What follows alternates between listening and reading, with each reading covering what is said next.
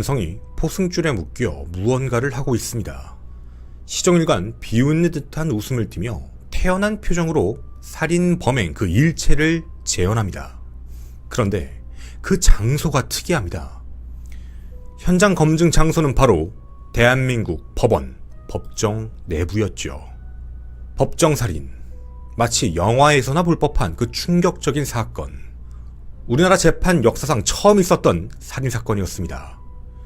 사형 집행 그 순간까지 자신의 죄를 뉘우치지 않았던 뻔뻔한 사형수. 김원 사건 파일, 임병수의 법정살인 편입니다.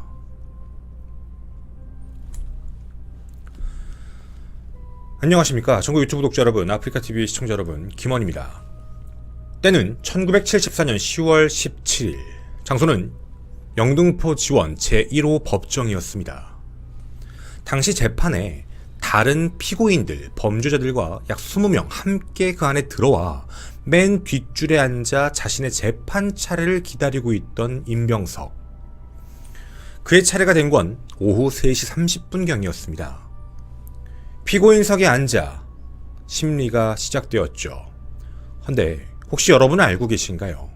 포승줄에 묶여서 자신의 재판을 기다리고 있던 피고인이 재판석에 앉게 되면 무죄 추정의 원칙상 피고인의 포승줄을 풀어줘야만 합니다. 결박한 상태로는 할 수 없다라는 형사소송법 내용 때문이죠. 오후 4시 20분경 한창 신문이 진행되고 있었을 때였습니다.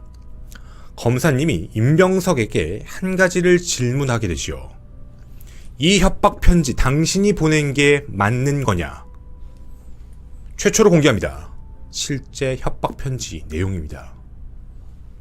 재판이 있기 약 4개월 전인 1974년 6월 서울구치소에 수감되어 있었던 임병석은 한 장의 편지를 보내게 되는데요. 잘 들어라. 내가 무기징역을 받았다고 해서 교도소에서 영영 썩어 없어질 줄 아느냐. 모범수가 되어서 넉넉 잡고 10년이면 내 놈을 보게 될 터이니 그때는 너의 가족을 전멸시켜서 뼛속 마디마디에 맺힌 한을 풀겠으니 각오해라. 임병석은 이 편지를 같은 구치소 감방에 수감되었다가 출감하는 그 지인에게 전달을 하며 6월 9일 한 남성에게 보냈습니다. 결국 살인 협박 혐의로 그렇게 재판에 또 서게 된 무기수 임병석. 근데 임병석은 재판 도중 그런 사실이 없다라고 완강히 부인합니다. 아니 이거 필적 내 거 아니라니깐요? 라는 주장을 했죠. 하지만 재판부도 검사도 아니 이거 당신이 쓰는 필적하고 일치한다 라며 옥신각신하고 있던 상태였습니다. 그런데요, 피고인석에 앉아 있었던 임병석이 갑자기 뛰쳐나옵니다. 헌데 손이 자유롭습니다. 한쪽 손에는 날카로운 줄칼까지 들고 있었죠. 먼저 검사님이 계신 검사석 쪽으로 뛰어갑니다. 놀란 검사 측이 몸을 피하자 그 다음은 재판장석으로 돌진했죠. 그 상황을 봤던 판사는 법정 출입문 밖으로 이미 몸을 피한 상태였습니다. 그 다음 임병석은 잎의 서기석으로 내려와 거기 계셨던 주사님께 덤벼들었는데 정말 다행히도 재판 뒤 합의실로 달아나 문을 잠그고 대기하고 계셨죠. 임병석은 문고리를 잡고 열려면서 약 30초가량 실랑이를 벌이다가 다시 방청석 방향으로 몸을 돌립니다. 자신을 협박 혐의로 고소한 증인, 피해자 이씨를 찾기 시작한 것이죠. 몇 가지가 의문스러우실 수 있는데요. 아니 포승줄은 풀었어도 손에 수갑은 차이고 있어야 되는 거 아닌가? 라는 생각 하나. 또 하나, 어떻게 줄칼을 소지하고 나올 수가 있었지? 세 번째, 수갑을 어떻게 풀었을까? 과연? 마지막, 당시 재판 법정에 있었던 교도관들도 있었을 텐데, 경찰들도 있었을 텐데 왜 제지하지 못했을까라는 문제였습니다. 당시 임병석이 이런 난리를 폈을 때 교도관들은 나머지 피의자가 문제였습니다. 총 20명이 함께 들어와 있다라고 말씀을 드렸죠. 재판을 앞두고 있었던, 이미 재판을 받았던 19명이 현장에 있었습니다. 다들 피고인 신분이었죠. 만약 그들도 함께 난동을 부리면 문제가 생길 거라고 판단해 그 사람들을 제지하고 있는 상황. 임병석을 막을 수 있었던 사람은 거의 없었습니다. 그렇게 줄칼을 들고 위협을 했던 임병석은 이내 증인 이씨를 찾아 나섭니다. 증인 이씨는 그 난리법석에 법정문으로 나가 옆 법정 입구 쪽에 웅크리고 있었죠. 그걸 보자마자 임병석은 줄칼로 끔찍하게 살해합니다. 살인을 마친 임병석은 법원 서쪽문으로 나와 높이 1.2m의 블록을 넘어 한 건물에 들어가 화장실에서 경찰과 대치를 하게 되죠. 약 1시간 정도 대치를 한 이후에 자수를 하게 됐습니다. 자, 이것이 바로 대한민국 역사상 초유의 사태, 법정살인 그날의 모습이었습니다.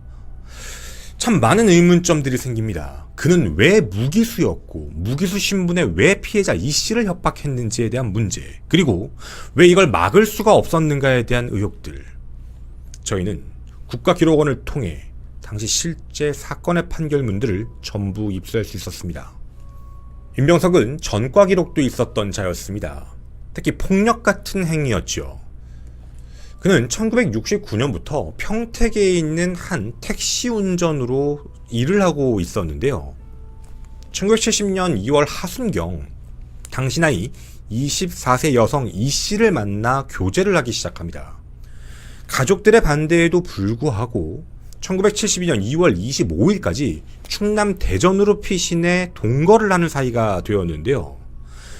이를 딸 이씨의 아버지에게 들키게 되고 결국 아버지는 자신의 딸을 데리고 집으로 돌아오게 됩니다. 임병석은 이에 대해 충격을 먹게 되죠. 72년 3월 임병석은 다시 평택으로 올라와 이들 가족을 만나게 됩니다. 바로 이씨의 아버지와 어머니를 만난 것이죠. 딸을 돌려달라 라며 소재를 따지게 됩니다. 그런데 그때 당연히 알려줄 수가 없었습니다. 전과가 있었고 이미 전처 사이에 아이까지 있었다는 사실을 숨긴 채 살았던 임병석이었기 때문입니다. 하지만 임병석은 자신이 원하는 대로 위치를 알려주지 않자 분노를 했고 결국 이씨의 어머니인 방씨를 현장에서 폭행해 구속 입건, 그렇게 1년간 복역을 하게 되었죠. 임병석은 계속 원한만 품고 있었습니다. 출소를 했던 이튿날 저녁 7시 다시 그 현장, 그 집을 향하게 됩니다. 집 앞에 있는 한 다방에서 다시 부모를 만나 딸을 돌려달라 재결합을 요구했는데 또다시 거절당하게 되었죠. 어떤 부모도 인정하긴 쉽지 않았을 겁니다. 그때 임병석은 생각을 바꿉니다. 죽여야겠다. 그날 밤 새벽 3시 30분 임병석은 집을 향해 갑니다. 담장을 넘고 들어간 뒤 서쪽 마루 밑에 있는 잠바를 주섬주섬 주워입고 구두 같은 것도 벗어놓은 상태로 그쪽에 보였던 소형 도끼를 찾아내게 되죠. 집안에서 땔감을 뗄 때 썼던 작은 도끼였습니다. 그 도끼를 들고 안방으로 침입한 임병석. 그런데 잠을 자고 있던 한 여성이 인기척에 놀라 깨게 됩니다. 그 여성은 바로 이씨의 여동생, 당시 나이 18세였습니다. 여동생이 깨서 놀라자 그걸 본 임병석은 도끼로 머리를 이래 내리쳤습니다. 그 소리에 같이 잠을 자고 있던 할머니까지 깼는데요. 깬 그 할머니의 머리까지 또다시 1회 내리쳤죠.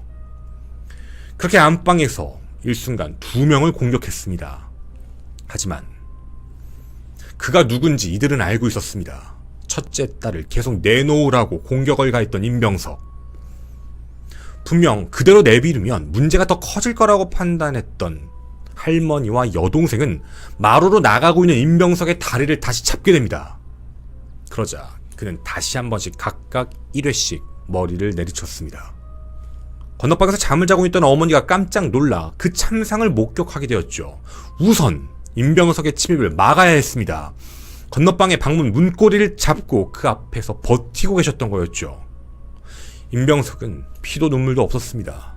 잡아 끌며 도끼로 머리를 2회 내리쳤죠. 방문을 열기 위해서였습니다.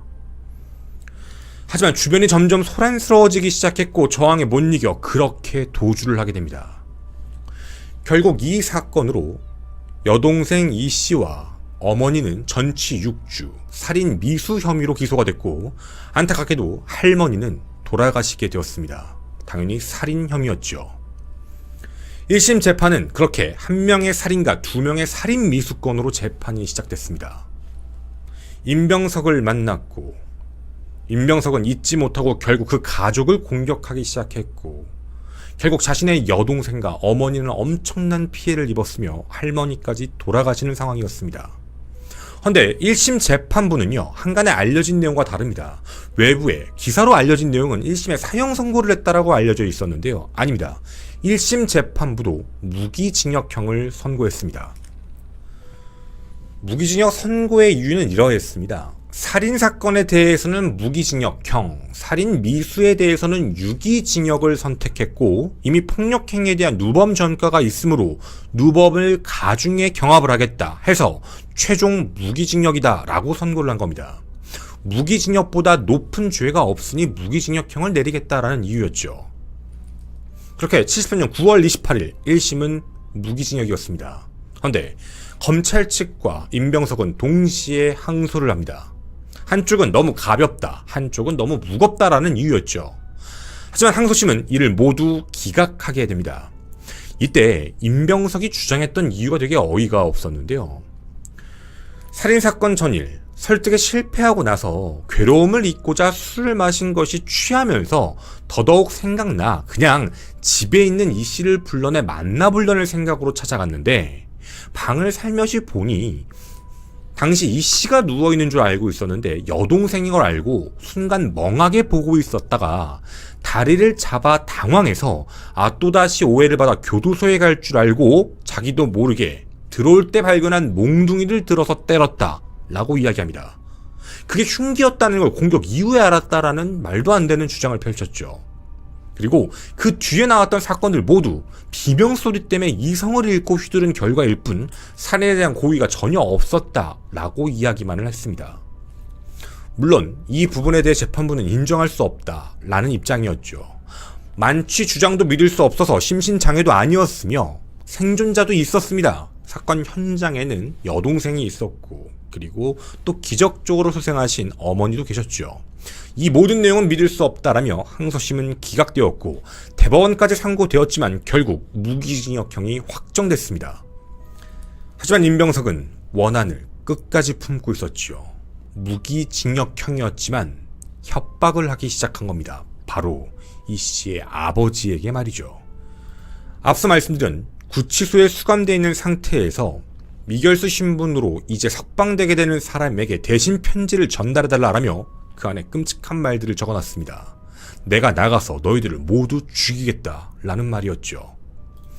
이 편지를 받았던 아버지가 협박 혐의로 고소를 하게 됐고, 그리고 앞서 보여드렸던 재판이 열리게 된 겁니다. 그런데 그 재판 날짜가 10월 17일이고 그날 아버지가 증인으로 출석한다는 걸 알게 됩니다. 임병석은 마음으로 준비를 합니다. 그날 죽여야겠다. 법정 출두하기 이틀 전이었던 10월 15일 오후 3시 안양교도소 내에서 일을 하고 있던 철물 공장에서 우연히 줄칼을 발견하게 됩니다.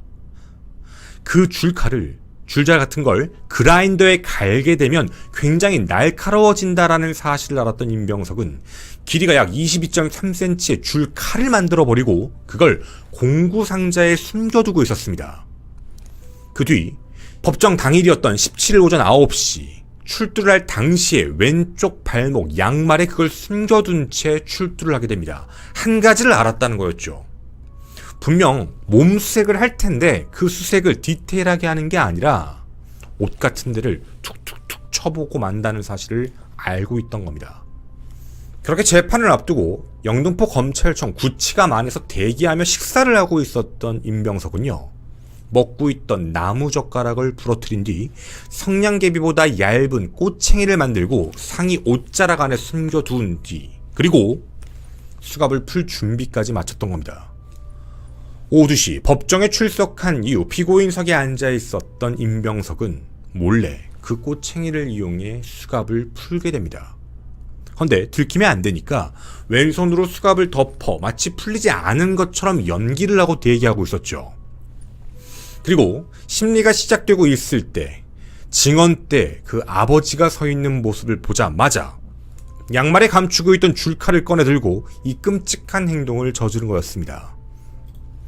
법정살인이라는 초유의 사태, 어떻게 보면 방심과 그리고 그 안에서 검색 자체를 대충 했다라는 문제로 무기수가 자신의 수갑까지 풀 수 있는 상황, 그리고 범행 흉기까지 가지고 있을 수 있는 상황을 만들어버린 것이었죠. 결국 또 다른 살인 혐의, 아버지 살인 혐의였습니다. 그 혐의로 재판이 다시 시작되게 됩니다. 무기수였던 그에게 현재라면 또다시 무기수, 쌍무기수를 만들 수도 있었죠. 하지만 이건 법정살인이었습니다. 임병석은 자기가 교제하던 여자와의 결혼을 반대한다는 그 이유만으로 할머니를 살해했고 어머니와 여동생에게 끔찍한 상해를 가했고 이젠 아버지까지 법정에서 살해했습니다. 말 그대로 한 가정을 완벽히 파탄의 길로 몰아넣었죠.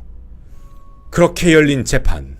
1심 재판부는 그에게 얄짤이 없었습니다. 너는 사형이 맞다. 교정교화가 절대 불가능하다. 항소했지만 기각시킵니다. 대법원도 기각시키며 확정 판결까지 일사천리로 진행됐죠. 그는 그렇게 무기수에서 사형수가 됐습니다. 그리고 대법원 확정 판결이 있었던 그해, 바로 9달 뒤였던 12월 28일, 아마 들어보셨던 이름일 겁니다. 김대두와 같이 함께 사형이 집행됐습니다. 나이 36세였죠. 사실 이 사건에 대해서는 여러 가지 이야기들이 있었습니다. 애초에 왜 막지 못했는가, 그리고 그 뒤에서도 이게 좀 위험한 상황이기 때문에 협박이다 보니까 왜 포승줄을 풀었는가에 대한 이야기들이었죠. 이 사건이 발생하고 결과론적으로 몸수색을 했던 교도관 2명은 직무유기 혐의로 구속이 되었고, 작업장의 감시 교도관, 그뿐만 아니라 다른 사람들까지 전부 파면이 되거나 직위해제가 되는 그런 사태까지 발생했습니다. 대한민국 역사상 처음 있었던 사상 초유의 사건, 법정살인 사건, 그걸 일으켰던 임병석. 헌데 남은 자들에 대한 상처는 풀리지가 않았습니다. 단순하게 임병석에게 속아 그가 아무런 문제가 없는 줄 알고 교제를 했던 한 여성. 하지만 그 결과는 끔찍했습니다. 자신의 여동생과 어머니는 크게 다쳤고 아버지와 할머니는 돌아가셨습니다. 그 누구도 지켜줄 수가 없었죠. 지킬 수 있는 기회마저도 모두 놓쳤던 끔찍한 사건이었습니다. 2024년 저에겐 이런 이야기들이 많이 들어왔습니다. 교제살인, 명칭이 참 이상하지요. 스토킹살인, 이런 사건이 과거에는 없었는가? 아니요, 과거에도 지금도 수십 년이 지났지만 비슷한 결과들이 나타납니다. 괜찮을 거다, 별 문제가 없을 거다, 살해 협박까지 보냈지만 분리시켜 재판을 진행하지도 않았던 것. 현재도 크게 바뀌지 않았던 문제였죠. 오랜 시간 동안 수많은 전문가들이 바꿔야 한다라고 주장을 했던 것들. 하지만 이상할 정도로 피고인, 가해자의 인권은 늘 지켜져 왔습니다. 피고인의 신체를 구속하지 못하도록 하는 규정. 그건 지금도 유효하니 말이죠. 사상 초유의 사건이었던 임병석 살인 사건. 여러분은 어떻게 들으셨나요? 2024년 현재 약 50년이 지났습니다. 지금은 바뀐 게 있을까요? 저는 김한 사건 파일의 김원이었습니다. 감사합니다. 네, 뒷이야기 하겠습니다. 사실 이 문제에 대해서는 당시에는요, 모든 여론들이 이제 뭐 교도관과 관련되어 있는 내용들을 많이 얘기를 했어요. 물론 업무 태만에 대해서 완벽하게 자유로울 수 있다라고 얘기할 수는 없죠. 잘못된 건 맞으니까. 근데 요즘 시대에서 바라보면 좀 얘기가 달라지는 경우들도 있어요. 이때 당시에 교도관 한 명이 100명의 재소자를 관리했대요. 그러니까 이제 어떻게 보면 이제 그분들의 항변일 수도 있는데, 그 교도소 내에서 교정교화의 목적으로 그 직업교육을 시켜요. 직업교육도 시키면서 뭐 이것저것 배치를 해서 하게 되는데, 한 명이 100명을 관리하다 보니까 사실상 당시에는 인력에 대한 문제들이 계속 나오고 있었던 상황이었는데, 그 부분이 제대로 고쳐지지가 않았던 거였죠. 그리고 이 사건이 발생한 이후에 조금 더 그 규정에 대한 부분이 깐깐해졌다라고는 들었어요. 그 수색도 그렇고. 근데 그것도요, 제가 듣기로는 인권위에서도 제동을 건 걸로 알고 있어요. 그러니까 인권에 대한 문제를 완전히 부정하는 건 아닌데, 맞아요. 법에서 바라볼 때, 그러니까 법이죠. 확정 판결을 받기 전까지는 무죄 추정의 원칙이라고 하잖아요. 1심 때 아무리 무기징역이나 유기징역형이 나왔다 치더라도 항소를 하게 되면 어쨌든 무죄 추정의 원칙으로 바라봐야 되는 거니까. 무죄 추정의 원칙상 무언가를 할 수 없다라는 이야기들이 너무 많으니까. 근데 저는 이런 부분들을 부정하는 건 절대 아니에요. 근데 우리가 꼭 한 가지 알아야 될 부분이 뭐가 있냐면, 그 피고인들에 대한 인권, 가해자의 인권인 거죠. 가해자들에 대한 인권에 대한 문제는 진짜 시대가 지나면 지날수록 점차 발전을 해왔거든요. 어마어마할 정도로. 정말 많이 발전했어요. 제가 봐도. 엄청 많이 지켜주거든요. 요즘에도, 그러니까 옛날에도 교도관분들이 그런 토로를 했다라고 했잖아요. 지금도 많이 토로를 하세요. 지금은 뭘 할 수가 없으니까. 뭐만 했다 하면 민원 신고하고, 막 고소하고, 막 협박하고, 막 이러니까 뭘 하기도 힘든 상황인 건데, 결과론적으로는 바뀐 부분이라고 하면 가해자의 인권에 대한 부분들은 너무너무 좋아지게 바뀐 상황이지만, 교도관들의 행정적인 문제들에 대해서는 어떻게 보면 발전했다고 보기도 힘들고, 특히 피해자 입장에서 바라봤을 때, 피해자나 혹은 이제 사망사건이면 유가족 입장에서 바라봤을 때 그들에 대한 인권이 바뀌었다라는 거는 없어요. 제가 오늘 이 이야기를 왜 드렸냐면, 50년의 시간이 지났죠. 발전한 부분들은 여러 가지가 있을 거예요. 근데 유독 눈에 띄는 부분들 중에 하나는 참 피고인에 대한 보호에 대한 문제였죠. 제가 내일 라이브 방송에서, 그러니까 지금 유튜브에 올라가는 영상 아닙니다. 유튜브는 다음 영상이고요. 라이브는 24년 6월 7일이겠죠. 6월 6일이겠죠. 아마 이 영상을 보시는 유튜버 분들은 이미 그 날짜가 지난 상황이고 저는 이미 촬영을 끝냈을 텐데, 제가 이전에 있었던 또 한 사건에 대한 이야기를 CCTV 실제 영상과 함께 공개를 하려고 해요. 유가족 동의를 받았고, 전 처음에 말렸지만 그 마음을 충분히 이해했고, 지금도 이런 사건들에 대해서 대한민국 법은 피해자들에 대한, 혹은 피해자의 가족, 유가족에 대한 권리를 엄청나게 많이 갉아먹고 있어요. 사실상 어떤 추세냐면요, 이런 느낌이라고 보시면 돼요. 경찰 조사를 받으면요, 알려주세요. 검찰 가서 들으세요. 검찰 가잖아요. 재판할 때 들으세요. 재판 때 자료 달라고 하면요, 재판 끝나고 받으세요. 재판 끝나면 자동 신청, 자동 주는 게 아니에요. 신청을 또 해야 돼요. 뭐 민사를 걸든 뭘 또 걸어서 또 그 다음에 받아내야 돼요. 시간이 엄청 오래 걸리죠. 제가 얘기해드릴 다음 사건 뭐냐고요? 여러분들 머릿속에도 기억나실 거예요. 막대기사 엽기살인 사건, 서대문구에서 발생했던, 몇 년 전에 기억나시는 분들 계실 겁니다. 그 행위가 너무 가혹해서. 그걸 왜 또 하는데? 이제서야 CCTV를 받으셨어요. 사건 현장. 그동안 알려주지도 않고 보여주지도 않아서. 근데 그 영상을 보시고 충격을 먹으신 다음 저에게 연락을 주셨어요. 다시 세상 사람들에게 알려달라라고. 왜요? 판결문하고 내용이 달라요. 경찰은 거짓말했고요, 검찰과 재판부는 왜 그렇게 판단했는지 모르겠어요. 이거요? 왜 이제 하냐고요? 이제 줬으니까요. 안 준다고요. 이제 소송 걸고 뭐 하고 해서 드디어 받아낸 거예요. 유가족이 자신의 그 가족이 살인 피해자가 됐는데 살인 피해자에 대한 부분의 자료를 공개해달라는 청구가 이제서야 끝난 거예요. 그리고 그 내용을 봤더니 기가 막힌 거죠.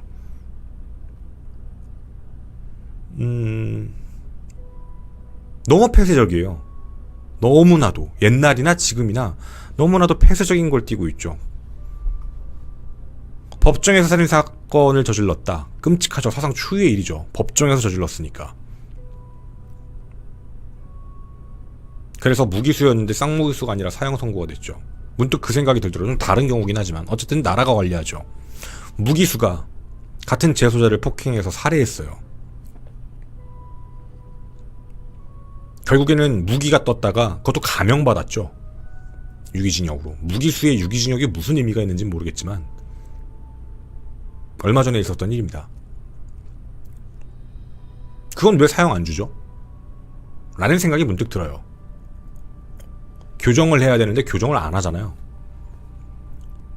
참 일관적이지 않다라는 느낌을 받을 수밖에 없어요. 이런 부분들이. 그리고 바뀐 거는 그냥 도대체 피해자와 피해자의 가족들, 유가족들에 대한 보호나 이런 부분들이 얼마만큼 발전을 과연 했을까라는 생각이 드는 대목이죠. 피해자에 대한 자금, 경제적 지원, 법률 지원에 대한 것도 만들어진 지 얼마 안 됐어요. 하도 난리가 나서 그런 거지. 참 다른 건 많이 발전했는데 말이죠. 그래서 여러분들께 이 사건에 대한 얘기와 예고에 대한 얘기를 드린 거고요. 굉장히 진짜 끔찍한 사건이죠. 스토킹 사건은 50년 전에도 있었습니다. 하지만 바뀐 건 많이 없죠. 다음 사건 영상을 많이 또 기억해 주셨으면 좋겠습니다. 실제 CCTV 영상 모습입니다. 지금 화면에 보이는 이 남자, 여러분은 어떤 생각이 드시나요? 핸드폰을 들고 검은색 모자, 바람을 막기 위한 얼굴 마스크, 그리고 라이더의 복장. 우린 아마 흔하게 한 모습을 떠올릴 겁니다. 아, 배달하시는 분이구나. 그냥 내가 지금 사는 이 집에 배달을 하러 오셨구나 라는 생각이죠. 잠깐은 경계할 수도 있습니다. 낯선 사람이 자신의 뒤에 다가오고 있다면 말이죠. 하지만 이 모습을 보게 되면 그 경계심은 금방 풀릴 겁니다. 일을 하러 오신 분이기 때문입니다.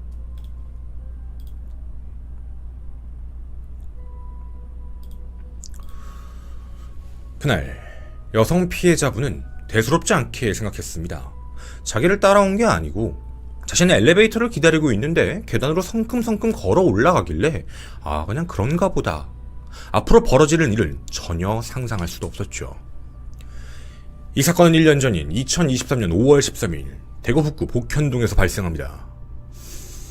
밤 10시 56분경 남자친구와 함께 집으로 오다가 남자친구는 차를 먼저 주차할 테니 올라가라 라고 얘기를 들었던 23세 여성. 대수롭지 않게 집으로 올라가고 있고 엘리베이터 문이 열렸습니다. 근데 앞서 봤던 1층의 그 배달 라이더 기사분이 같이 온다라는 모습을 그냥 본 것이었죠. 나를 배려해서 내가 놀랄까봐 그냥 계단으로 올라왔나 보다, 뭐 이렇게 생각할 법합니다. 내가 사는 층, 거기에 누군가가 배달을 시켰나 보다 아무런 의심 없이 살짝 지나가는 걸 확인한 뒤 그리고 문을 엽니다. 그때 화면에서 사라진 남성, 정말 배달을 하러 갔을까요? 네, 무언가를 들고 있긴 했습니다. 자신의 왼쪽 가슴 안에 있던 바로 흉기였죠. 여성 피해자가 문을 열려고 시도하는 그 순간 칼을 꺼냈습니다. 그리고 문을 여는 그 순간 오른손에 흉기를 들고 피해자를 밀치며 집 안으로 침입합니다. 굳게 닫힌 문. 정말 순식간에 벌어진 일이었습니다. 그 안에선 배달원의 모습이 아닌 끔찍한 모습으로 피해자를 무자비하게 공격하기 시작했죠. 바로 성범죄 목적이었습니다. 하늘이 도왔다라는 표현을 써도 될까요? 함께 귀가하며 차를 주차하고 조금 늦게 그 집을 향하던 남자친구는 어디선가 큰 비명소리가 난다라는 걸 듣게 됩니다. 그게 그리고 자신과 함께 있는 여자친구의 집에서 난다는 건 처음에 생각지도 못했죠.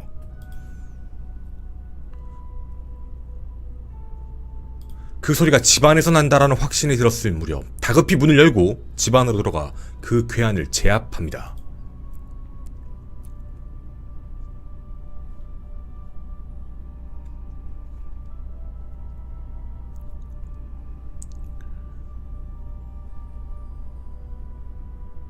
괴한을 끌어낸 남자친구와의 몸싸움은 시작됐습니다. 여자친구를 공격했던 그 흉기로 남자친구까지 말도 안 될 만큼 끔찍한 잔혹한 그런 공격을 가한 뒤 도망을 치게 됩니다. 결국 이 사건으로 꿈이 많던 한 연인의 삶이 처참하게 다 망가져 버렸습니다. 환경미화원으로 정직원 채용을 앞두고 있던 남자친구는 2번, 3번의 심정지가 오며 생사를 넘나들다 기적적으로 회복은 했지만 오른쪽 팔의 신경 손상, 얼굴은 코부터 입술까지 찢어지고 등 근육이 모두 끊어졌습니다. 결국 영구장애라는 판정을 받게 되었고 여자친구 또한 손에 신경이 잘려 평생 치료를 받아야 되는 상황이었죠. 범인은 육체적인 상처뿐 아니라 정신적인 그리고 평생의 고통을 주었습니다. 앞서 신상공개까지 했던 방송, 그 이후 저희들에겐 이자에 대한 여러가지 제보 메일들이 도착했습니다. 과거 시내버스 운전기사 일을 할 때 그를 알고 있다. 그가 지역에 있는 바이크 동호회에 있을 때 그에 대해 알고 있다. 나는 그를 만난 적도 있다. 그리고 이은빈이 구치소에 있었을 때 함께 있었던 사람들의 충격적인 제보들까지도 있었죠. 수십 장의 반성문을 제출했던 이 사람. 반성을 하고 있는 게 정말 맞을까? 그 안에서는 정말 여유롭게 나는 10년만 받고 나갈 거다라는 계산을 하고 있었습니다. 어떤 식으로 하면 1심 때는 이런 모습, 항소심 때는 이런 모습, 그러면 10년이 나올 거야 라는 결론이었죠. 하지만 예상은 빗나갔습니다. 1심 재판부는 그의 그 파렴치한 범죄 행위, 뻔뻔한 행동을 전부 꿰뚫었죠. 모든 혐의에 대해 전부 가중 처벌을 시킵니다.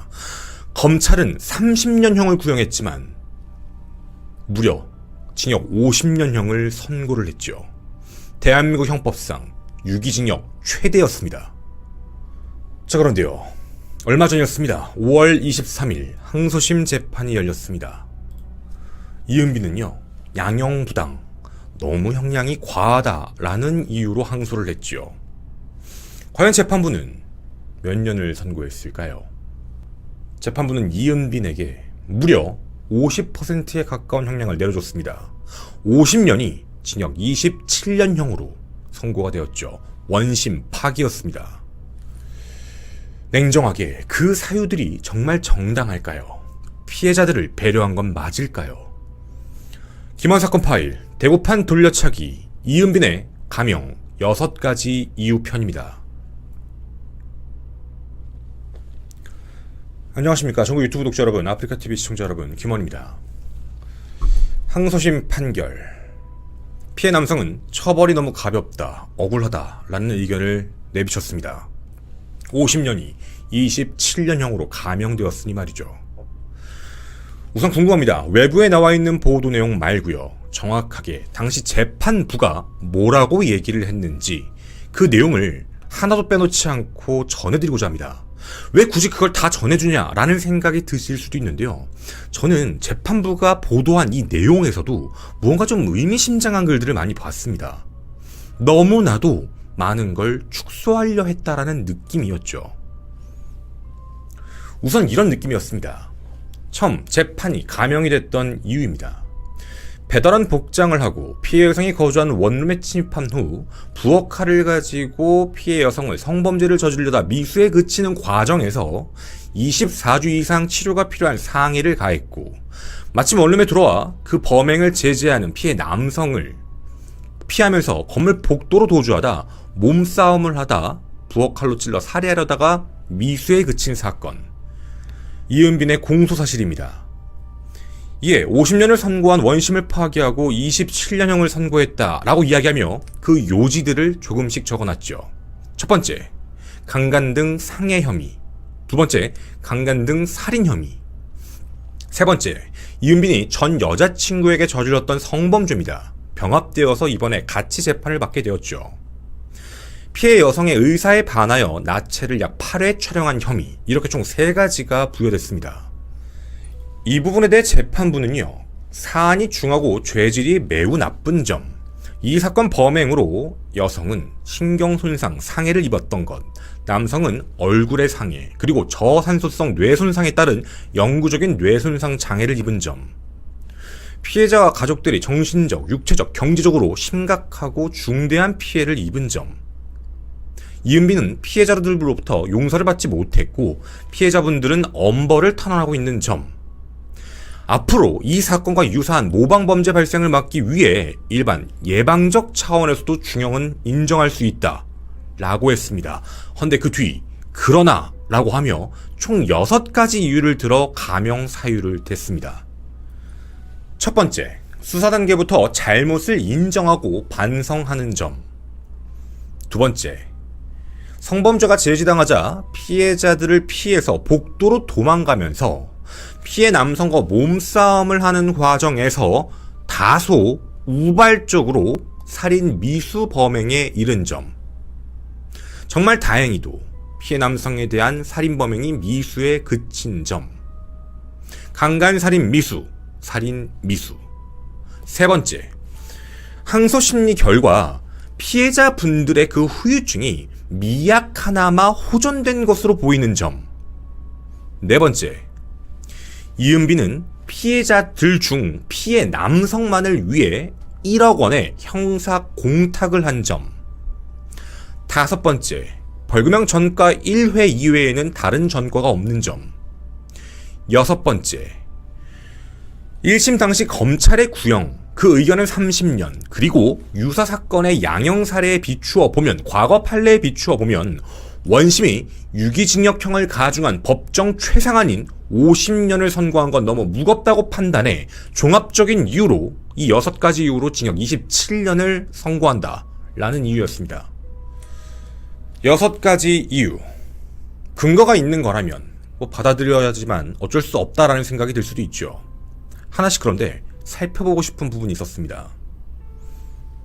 첫 번째, 반성에 대한 문제입니다. 궁금합니다. 판사님은 반성을 했다라는 사실을 어떻게 알고 있을까요?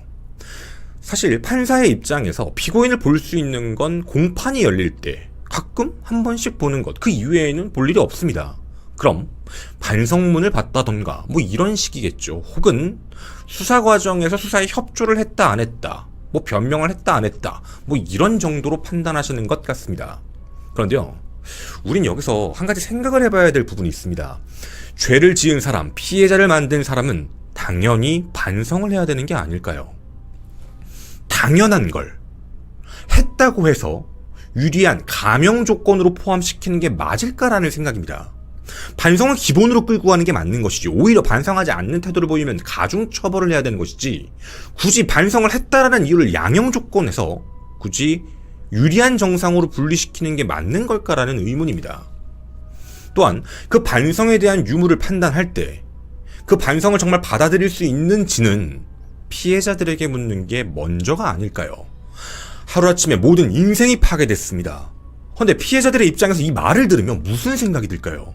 제가 반성을 했다고? 우리한테 한 게 아무것도 없는데. 판사가 느끼고 있는 반성, 그건 어쩌면 법에 대한 반성입니다. 내가 지금 죄에 대해서 잘못한 걸 알고 있으니까 죄 좀 깎아주세요 라는 반성은 피해자에겐 아무런 의미가 없는 감형 조건입니다. 그리고 여기서 끝나지가 않습니다.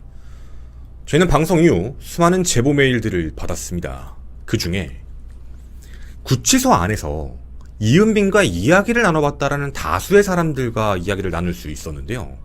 정말 신기했던 건 한 명만 그런 이야기를 하면 이거 좀 문제가 있을 수 있지 않을까? 라는 생각이 들 수도 있겠지만, 다른 사람들이 이야기하는 내용은 공통적으로 6가지가 합쳐졌습니다. 이은빈이 구치소에 했던 말 첫 번째, 억울하다. 나는 그렇게까지 할 마음이 없었다 라는 말입니다. 이은빈이 피해 여성에게 저지른 범행, 그렇게까지 할 마음이 없었다고요. 들어가자마자 흉기로 공격했습니다. 성범죄를 저지르기 위해서요. 이미 계획적으로 준비를 하고 들어간 겁니다. 근데 뭘 그렇게 할 마음이 없었을까라는 의문점이죠. 두 번째 공통점, 다행이다 였습니다. 죽지 않아서 정말 다행이다. 이은빈이 실제로 구치소 내에 있을 때 남성 피해자분의 사망 소식이 들릴까봐 엄청나게 걱정했다고 합니다. 만약 사망을 하게 되면 죄명 자체가 완전히 바뀌어버리니까 말이죠. 근데 정말 기적적으로 피해자분은 생존하셨습니다. 그 얘기를 들었던 이은빈은 안 죽어서 정말 다행이다 라는 말을 아무렇지 않게 했다는 겁니다. 세 번째, 구치소 안에서의 이은빈은 정말 잘 지냈다고 합니다. 밥도 잘 먹고 사람들하고 이런저런 얘기도 하면서 말이죠. 그리고 네 번째, 범행 목적에 대한 이야기들이 있었습니다. 왜 그런 범죄를 저질렀는가에 대해서 주변 같이 있는 사람들에게 이런 얘기를 했다고 합니다. 전 여자친구와 관련된 문제, 앞서도 들으셨겠지만 전 여자친구의 나치를 불법적으로 촬영한 혐의로 이미 한번 기소가 됐던 상황. 근데 이 사건이 터지면서 병합이 되었죠. 그 문제 때문에 뭔가 여성에 대한 분노심이 들었고, 그 뒤에 성매매도 계속 했던 기록들도 저희도 확인을 했습니다. 그래서 그 문제 때문에 누군가를 공격하고 싶었다라는 이야기를 주변 사람에게 했다라는 점이었죠. 다섯 번째 이야기의 공통점, 이런 말을 했습니다. 나는 피해 여성과는 합의했어요. 근데 남자친구는 합의가 안 될 것 같아요. 거짓말입니다. 사실 이 말들을 들었던 같은 안에 있었던 사람들은 처음에 이 사건이 너무 회자가 안 돼 있었을 때 이은빈의 말만 듣고, 아니 여자친구가 왜 합의를 해줬지? 자기 때문에 어떻게 보면 남자친구가 그런 일이 발생됐는데 왜? 라는 생각을 해서 되게 안 좋게 생각했었다고 합니다. 근데 저희 방송을 보고 나서 말도 안 된다라는 내용을 기억을 하시고 저희에게도 그 이야기를 공통적으로 전해주셨죠. 얘 진짜 뻔뻔하게 그간 했었습니다. 그리고 마지막 6번째, 얘는요, 자신의 목표를 이렇게 잡았습니다. 1심 땐 그냥 반성하는 말만 하겠다. 죄송합니다. 잘못했습니다. 왜요? 구치소 안에 각 방마다 깜방 판사가 한 명씩 있거든요. 가서 물어봤다는 겁니다. 어떻게 하면 형량이 낮게 나올까? 사람 안 죽었네. 뭐 다 미수네. 무조건 잘못했다고 해. 죄송하다고 해. 1심 때 전략은 잘못했다, 죄송하다 라는 걸로만 계속 밀어붙이고 형량을 받아내고 그 형량을 기반으로 항소심 때 공탁을 하겠다. 그 공탁으로 해서 자기가 좀 형량을 10년까지 내리겠다. 이게 이은빈의 목적이었습니다. 알고 계신가요? 1심 때 아무 짓 안 했습니다. 보셨나요? 기사에 나왔을 겁니다. 항소심 때 1억 원 공탁했습니다. 그리고 이은빈은 이렇게 말했습니다. 10년만 살 건데 대부분은 천안 개방교도소에서 살겠다라는 목적을 세웠습니다. 모범수가 되어서 취사장 추력을 나간 뒤 가석방을 꼭 받을 거고 가석방 받기 전에는 천안 개방교도소에서 출소를 하겠다. 문 열려있는 데입니다. 정말 편안한 곳이죠. 모범수에게만 주는 어쩌면 특정이기도 합니다. 반성을 했다고요. 저희는 이런 제보 내용들을 피해자분들 측에 전해드렸습니다. 그리고 꼭 얘기해달라고 부탁을 드렸습니다. 그런데도요, 반성을 하고 있다라고 느끼는 게 재판부입니다. 감형시킨 이유 2번째, 다소 우발적으로 강간살인 미수, 살인 미수 범행에 이른 점입니다. 자, 이걸 다소 우발적이라는 표현으로 받아들이는 게 맞는 걸까요? 일단 범행 상황에 대해 설명을 말씀드리면 이은빈은 원래 배달라이더로 3년 정도 일을 해왔다고 합니다.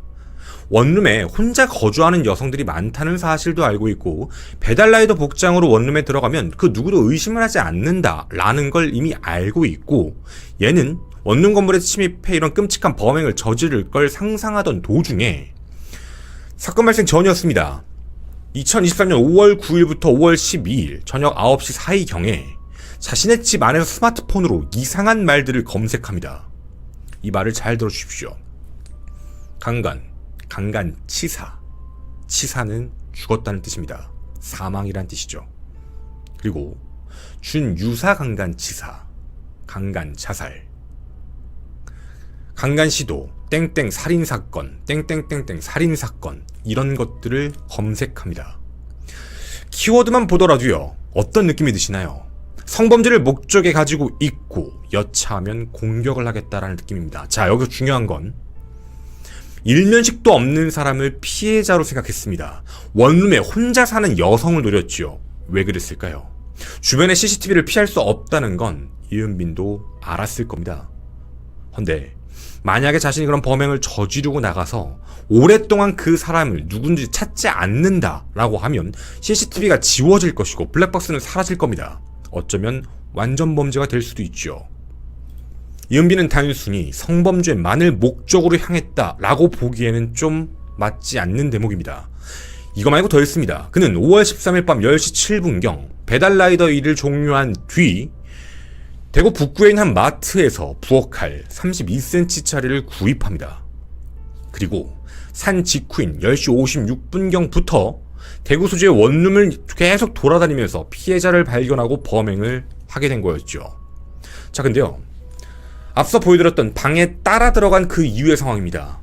피해자분들은 생존해 계시죠. 이런 말을 했습니다. 먼저 손목을 긋자마자 여기서 끝장을 보자 라고 이은빈이 말을 했다는 겁니다. 만약 남자친구가 늦게 들어갔다면 어떤 상황이 발생됐을까요? 자, 첫 번째, 앞서 얘기를 했던 검색 키워드를 보면 성범죄 목적으로 침입하고 공격을 했으니 그 이후에 살해를 했을 가능성도 분명히 있다라고 생각을 하실 수 있습니다. 헌데요, 저희는 한 가지 더 가려고 합니다. 들어가자마자 흉기를 들고 손목을 그었다라고 말씀을 드렸죠. 그때 동맥이 끊어졌습니다. 다시 말씀드리지만 시간이 조금 더 지체됐으면 과다출혈 쇼크로 목숨을 잃었을 가능성이 훨씬 높습니다. 얘는 죽일 생각이 무조건 있었던 상태입니다.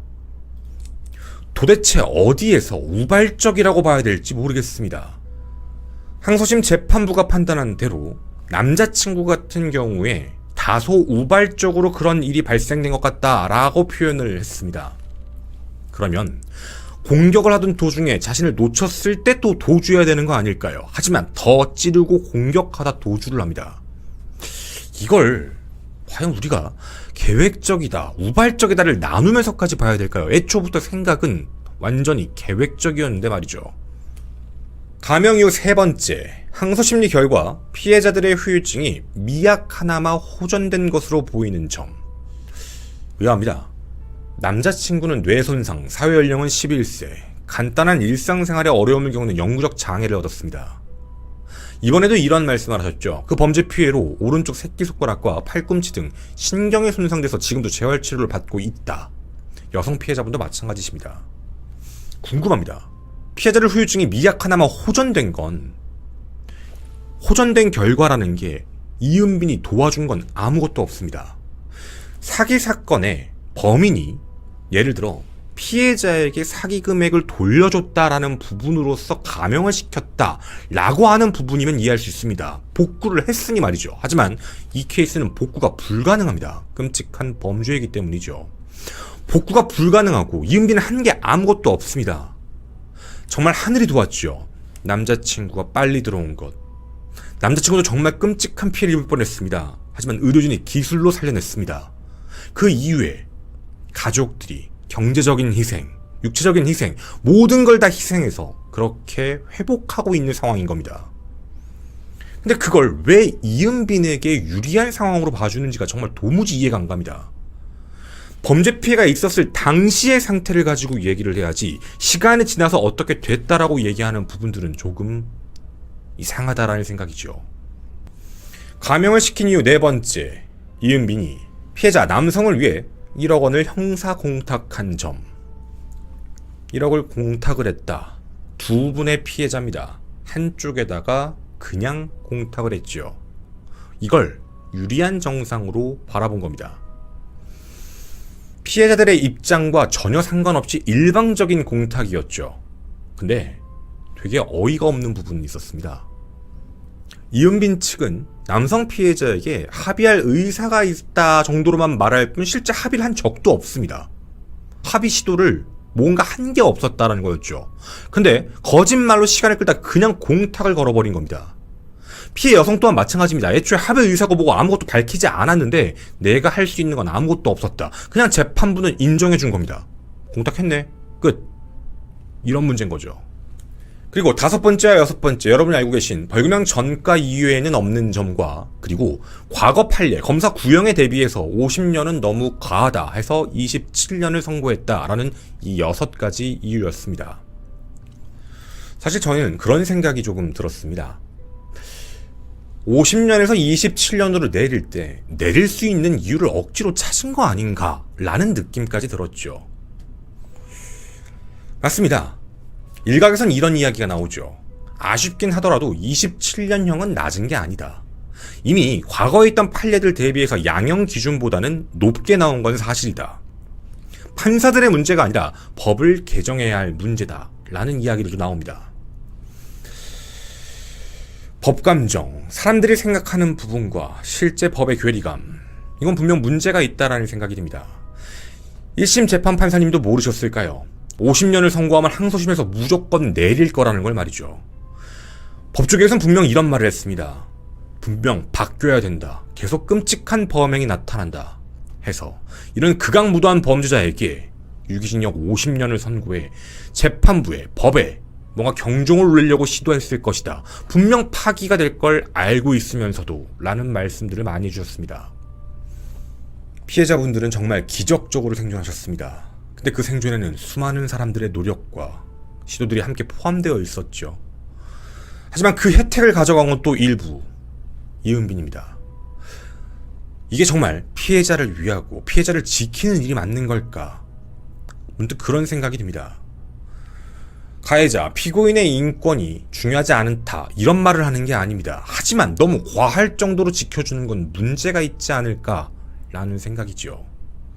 저는 눈을 씻고 아무리 찾아봐도 그 6가지 이유 중에 합리적으로 납득을 할 수 있다라고 본 부분은 그냥 뭐 전과가 많이 없다? 그것도 좀 이상하지만 그거 하나.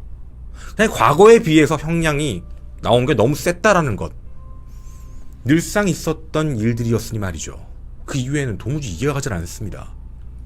알고 계신가요? 원래 이은비는 70대가 넘어서 거의 80에 가까운 나이에 출소할 수 있었습니다. 하지만 그는 50대에 풀려납니다. 모르죠? 이은빈의 목적대로 소지소문 없이 가석방이 될 수도 있습니다. 그럼 더 일찍 나올 수도 있죠. 알고 계신가요? 이은빈은 출소하면 10년간 신상정보 공개 등록 대상자이며 20년간 전자장치 부착 명령 대상자입니다. 대한민국에서 유례 없었던 유기징역 최대 50년을 선고받은 자, 그 범죄의 행위가 매우 극악무도하고 끔찍했던 자. 대한민국은 신상공개법이 이미 변경됐습니다. 재판 단계에서도 충분히 재판부의 역량으로 공개할 수 있었죠. 하지만 안 했습니다. 10년 뒤에 27년 뒤에 나올지 아니면 더 빠르게 나올지 알 수 없습니다. 그가 출소하고 성범죄자 알림이의 신상이 등록이 되겠죠. 검색해볼 수 있는 방법이요? 없습니다. 이름을 모르면요. 제가 잘하는 짓이 아니란 거 알고 있습니다. 하지만 우리라도 그 이름을 기억하고 조심해야 될 필요는 있지 않을까라는 생각입니다. 50대에 풀려나게 될 이은빈, 40대에 나올지는 또 모르죠. 하지만 그 이름은 꼭 기억하고 있도록 하겠습니다. 저는 김원 사건 파일의 김원이었습니다. 감사합니다. 뒷이야기입니다. 사람이 사람의 목숨을 노린다라는 문제는 좀 다른 문제인데, 그것도 그 중에 어쩌면 여러 가지 다 나쁘지만 죄질이 모르는 사람, 일면식도 없는 사람, 뭐 금품 목적 혹은 성 관련된 목적으로 어떤 목적을 가지고 사람의 목숨을 그렇게 하려고 하는 행동, 일면식도 없는 사람을 너무 극악무도하잖아요. 제가 이런 방송을 되게 많이 했는데, 방송을 오래 하면서 그런 생각을 되게 많이 했었어요. 그러니까 지금 이 사건 말고요. 이 사건을 얘기하는 게 아니고 다른 제가 과거에 썼던 사건들, 이렇게 이제 뭐 일면식도 없는 사람에게, 다른 것도 있지만 일면식도 없는 사람에게 피해를 입었던, 진짜 함부로 추측할 수도 없는데 무슨 생각이 들었을까라는 거였어요. 뭐 바로 의식을 잃고 무슨 문제가 생길 수도 있지만, 이 사람이 왜 나한테 이러지? 라는 생각을 할 수도 있잖아요. 그리고 세상에 가장 마지막에 보는 모습, 가장 마지막에 보는 그 피해자가 본 모습은 생판 모르는 사람, 자기가 왜 그런 피해를 받는지도 모르는 상황, 그런 상황에서 생을 마감한다는 게 얼마만큼 고통스럽고 힘들까에 대한 부분 상상을 할 수가 없었어요. 왜냐면 제가 과거에 그런 사건들이 있을 때 유가족분들하고 통화를 이렇게 하다 보면은 다 이런 말씀을 많이 하세요. 얼마나 무서웠을까, 얼마나 두려웠을까. 뭐 언론에도 많이 나오죠. 근데 그걸 좀 딥하게 얘기를 좀 같이 하다 보면은, 그날 그런 일이 자기한테 벌어질 것도 아무도 예상 못했을 거고, 갑자기 누군가가 가서 자기를 공격했고, 그러니까 모든 게 다 너무 일순간에 이루어지는 문제니까 해서 그런 부분들이 만들어지다 보니까 사실상 되게 극악무도한 범죄인 거죠.